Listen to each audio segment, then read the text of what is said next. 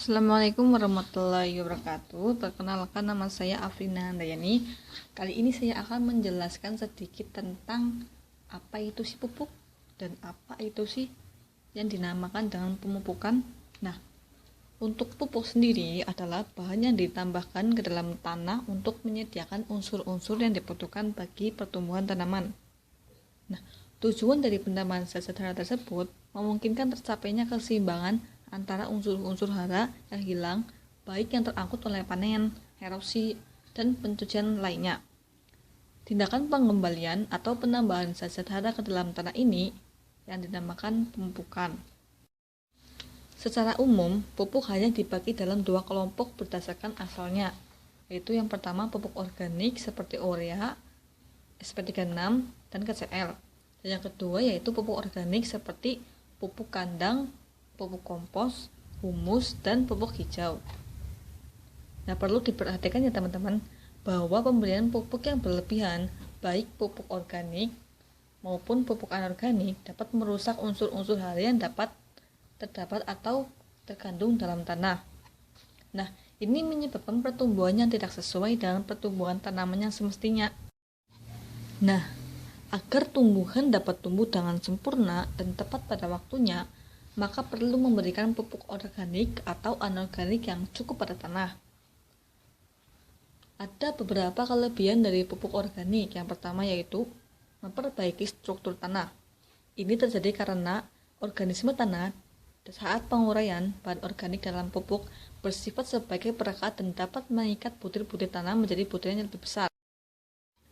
Yang kedua yaitu menaikkan daya serap tanah terhadap air. Bahan organik memiliki daya serap yang besar terhadap air tanah. Yang ketiga, menaikkan kondisi kehidupan di dalam tanah. Hal ini terutama disebabkan oleh organisme dalam tanah yang memanfaatkan bahan organik sebagai makanan. Yang keempat yaitu sebagai sumber zat makanan bagi tanaman. Pupuk organik mengandung zat makanan yang lengkap meskipun kadarnya tidak setinggi pupuk anorganik. Kalau kekurangan dari pupuk organik yaitu kandungan hara yang relatif lebih kecil sehingga memerlukan jumlah yang besar dalam penggunaannya.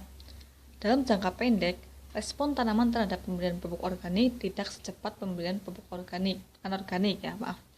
Nah, kalau pupuk organik ini dibutuhkan lebih banyak daripada pupuk anorganik.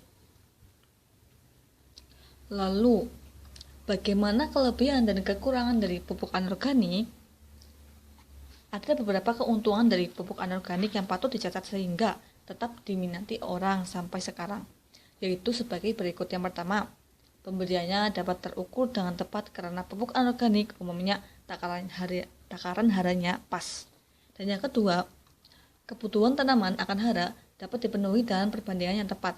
Misalnya hingga saat panen, singkong menyedot hara nitrogen 200 kg per hektar, sehingga bisa diganti dengan takaran pupuk N yang pas.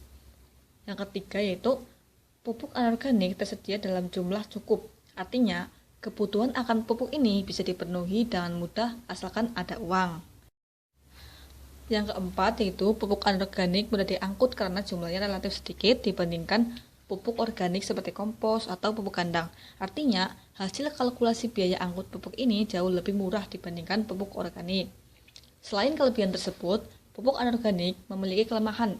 Selain hanya unsur makro, pupuk anorganik ini sangat sedikit ataupun hampir tidak mengandung unsur hara mikro.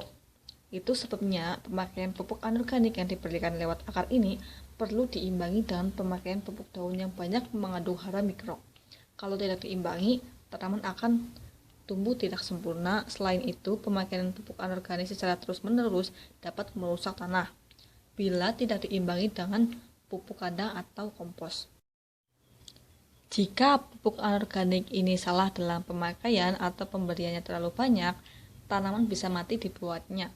Oleh karena itu, dianjurkan agar aturan pemakaiannya selalu dipatuhi. Nah, demikian beberapa hal yang dapat saya sampaikan tentang apa itu pupuk, apa itu pemupukan, dan kelebihan dan kekurangan pupuk organik dan anorganik.